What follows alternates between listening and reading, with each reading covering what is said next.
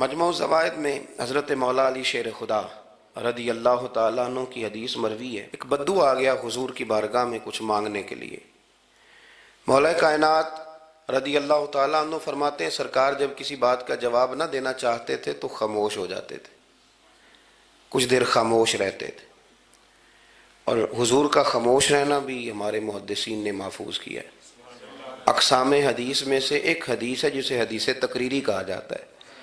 وہ حدیث ہے جس میں حضور خاموش رہے، کوئی کام کیا گیا تو سرکار خاموش رہے۔ حضرت مولا علی کہتے ہیں حضور نہ خاموش ہو گئے، لیکن چونکہ دیہاتی تھا، سادہ تھا، اس نے جب بار بار گفتگو چھیڑنا چاہی تو پھر حضور نے فرمایا چل پھر مانگ لے کیا مانگتا ہے، مانگ لے پھر کیا مانگتا ہے، کر سوال۔ دیہاتی تھا، سادہ آدمی تھا۔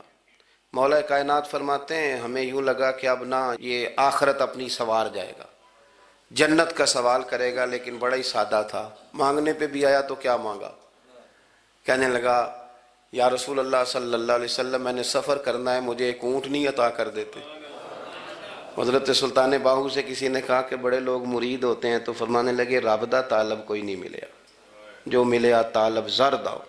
تو بہت سارے لوگ ایسے آتے ہیں جو کامل شیخ کے پاس بھی آ کے کہتے ہیں دکان کوئی نہیں چلتی، یہ تو کسی سیٹ سے مشورہ کر لیتے، کاروبار چلانے کا آپ کو ڈھنگ بتا دیتا۔ یہ یہاں آ کے بھی آپ نے یہی سوال کیا، یہاں پہنچ کے بھی یہی سوال۔ تو نبی پاک صلی اللہ تعالیٰ علیہ وسلم سے کہنے لگا ایک اونٹ دے دیں آنے جانے کے لیے۔ حضرت علی کہتے ہیں ہمیں بڑا افسوس ہوا، یار تو آیا کہاں پہ ہے اور تو مانگ کیا رہا ہے؟ تو بارگاہ دیکھ اور اپنا سوال دیکھ، تو کہاں کھڑا ہے، کیا مانگ رہا ہے؟ حضور مسکرائے اور مسکرا کر کے فرمایا کہ اونٹ تجھے دیا، چل کچھ اور بھی مانگ لے۔ حضرت علی کہتے ہیں ہم نے کہا اب جنت مانگے گا یہ حضور سے؟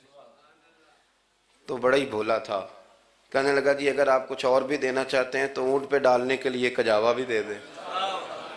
تو حضرت مولا علی شیر خدا فرماتے ہیں ہمیں پھر بڑا افسوس ہوا کہ یار دیکھو اتنا چانس ملا پھر کھو دیا۔ رسول کریم علیہ السلام بھی مسکرائے، اور سرور کائنات کی جو مسکراہٹ ہوتی تھی وہ نہ خوشیاں تقسیم کرتی تھی۔ اعلیٰ حضرت رحمت اللہ علیہ فرماتے ہیں جس کی تسکین سے روتے ہوئے ہنس پڑے، جس کی تسکین سے روتے۔ اب یہاں سوال پیدا ہوتا تھا کہ پھر اس مسکراہٹ کے لیے تو انتظار کرنا پڑتا ہوگا کہ حضور مسکرائیں تو روتے ہوئے ہنسیں۔ تو اگلا شعر بھی ہے اور جواب بھی ہے۔ فرمانے لگے جس کی تسکین سے روتے ہوئے ہنس پڑیں اس تبسم کی عادت پہ لاکھوں سلام۔ یہ تو عادت ہے حضور کی، یہ تو عادت ہے مسکراتے رہنا۔ تو حضور بھی زیر لب مسکرائے۔ تیسری دفعہ میرے کریم نے پھر فرمایا چل مانگ لے کچھ، تجھے ایک چانس اور دیتے ہیں۔ پر مولا کائنات فرماتے ہیں بڑا ہی بھولا تھا، تیسرا چانس ملا، گویا گولڈن چانس ملا، لیکن پھر بھی وہیں کا وہیں رہ گیا۔